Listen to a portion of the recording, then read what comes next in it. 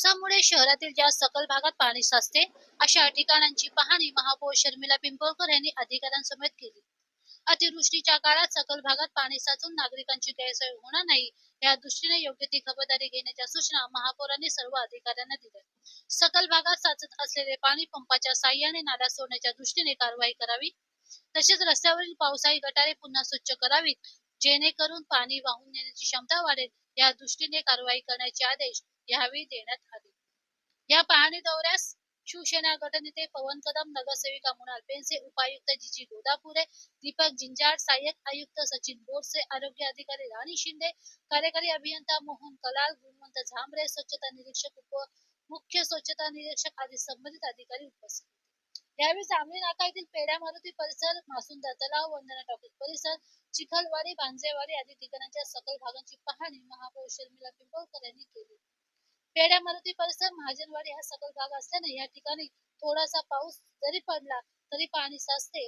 पाण्याचा निचरा जलद गतीने व्हावा यासाठी पंप बसवण्यात आले असून पावसाळ्याच्या कालावधीत त्या ठिकाणी 24 तास मनुष्यबळासह पंप सुरू ठेवण्याच्या सूचनाही महापौरांनी यावेळी दिल्या. वंदना एसटी डेपो हा परिसर पावसाळ्यात काही प्रमाणात पाणी साचते. या ठिकाणी महापालिकेने पंप उपलब्ध केले आहेत. तसेच अतिवृष्टीच्या काळात सदर ठिकाणी महापालिका कर्मचारी ठेवण्याबाबतच्या सूचनाही यावेळी देण्यात आल्या. चिखलवाडी परिसरात सद्यस्थितीत बसवण्यात आलेल्या पंपाची पाहणी करण्यात आली. या ठिकाणी कार्यरत असलेला पंप बंद पडल्याने तात्काळ नवीन पंप बसवण्याच्या सूचनाही महापौरांनी दिल्या.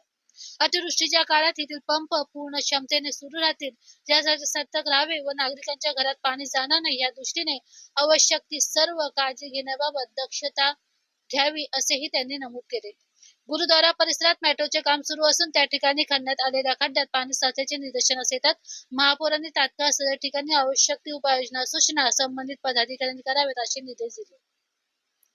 ज्या सखल भागात पाणी साचते त्या ठिकाणी महापालिकेची यंत्रणा संपूर्ण क्षमतेने कार्यरत असून मनुष्यबळ देखील त्या भागात उपलब्ध करण्यात आले आहे. हवामान खात्याकडून येणारा पावसाचा इशारा व परतीच्या वेळा लक्षात घेऊन त्याप्रमाणे सखल भागात पंपाचे नियोजन करण्याच्या सूचना यावेळी महापौर शर्मिला पिंपळकर यांनी प्रशासनात दिल्या. पावसाळ्याला सुरुवात होण्यापूर्वी महापौर शर्मिला पिंपळकर यांनी प्रशासनाने केलेल्या कारवाईचा आढावा घेतला होता. या बैठकीत सखल भागात पाणी साचणारी ठिकाणे, नाले सफाई, पावसाळी गटाराची स्वच्छता, मशीन होल आदीबाबत सखोल चर्चा करून सदर ठिकाणी उपाययोजना करण्याचे निर्देश दिले होते. प्रशासनाने पेढा मारुती परिसरात जनरेटर सहित 10 ते 15 HP पंप, मासुंदा तलाव येथे 15 HP चे 2 पंप, भांजेवाडी परिसरात 10 HP व 5 HP चे 3 पंप तसेच वंदना परिसरातील 32 HP व 25 HP चे पंप बसवले आहेत. मान्सून काळात प्रशासनाने सतर्क राहावे व नागरिकांची गैरसोय होणार नाही त्या दृष्टीने उपाययोजना कराव्यात अशा सूचना प्रशासनाला दिल्या असल्याचे महापौर शर्मिला पिंपळकर यांनी प्रसार माध्यमांशी बोलताना नमूद केले. भेट दिली आणि आता आपण वंदना टॉकीजच्या इथे आहोत. तर ज्या ठिकाणी सखल भागामध्ये पाणी साचत होतं त्या ठिकाणी आपण यंत्रणा व्यवस्थित ठेवलेली गेली आहे. काही ठिकाणी आपल्याला पंप नव्याने बसवता द्यायचे होते तर तिथे नव्याने दिले आहेत. जसं का आता वंदना टॉकीजच्या इथे पण आपण नव्यानेच पंप दिलेला आहे. आणि मला वाटतं की जोपर्यंत पाऊस आहे तोपर्यंत त्या सखल भागांमध्ये पाणी साचण्याचं आपल्याला प्रमाण दिसेल. पण जसं जसं पाऊस ओसरेल त्याप्रमाणे आपली यंत्रणा इथे आहेच हजर आणि व्यवस्थित आपण त्याच्याकडे लक्ष देऊन आहोत. मॅडम, जर पाहिलं तर दरवर्षी पाणी काढत असतं, पण यावर्षी जर आपण बघितलं कालपासून सतत पाऊस सुरू आहे. पाणी साचण्याचं जे प्रमाण आहे ते कमी दिसते आपल्याला. रस्त्यामध्ये खड्डे देखील दिसत नाहीयेत का? म्हणजे यापूर्वी 2 महिन्यापासून जे तुम्ही उपाययोजना करत होता, ठाणे महापालिकेच्या बैठका होत्या, तुमच्या बैठका होत्या, त्यातच हे सगळं दिसून येते का? त्याच्यामुळे मला वाटतं की ज्या वेळेला पहिल्यांदाच आपण महापौरपदी झालं, मला वाटतं पाण्यासाठी आपण बैठक घेतली होती. त्याच्यानंतर पावसाच्या आधी वृक्षतोड असू देत, रस्ते असू देत, याच्या बैठका पण आपण अधिकाऱ्यांसमवेत घेतलेल्या आहेत. आणि त्याचप्रमाणे मला वाटतं 70% चांगली परिस्थिती मला वाटतं ठाणे शहरामध्ये मला दिसते.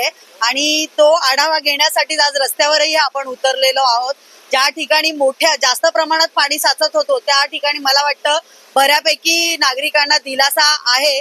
कारण एवढं पाणी काय मला तर वंदना टॉकीज मध्ये पण बऱ्यापैकी पाणी साचत होतं. आज पंपिंग लावून आपण ते पाणी नाल्यामध्ये सोडलेले आहेत. नालेही बऱ्यापैकी 70-80% नाले साफ झालेले आहेत. काही ठिकाणी आपल्याला अजून सूचना द्यायच्या आहेत की तेही नाले साफ करून घ्या. पण मला असं वाटतं की नागरिकांना दिलासा आहे.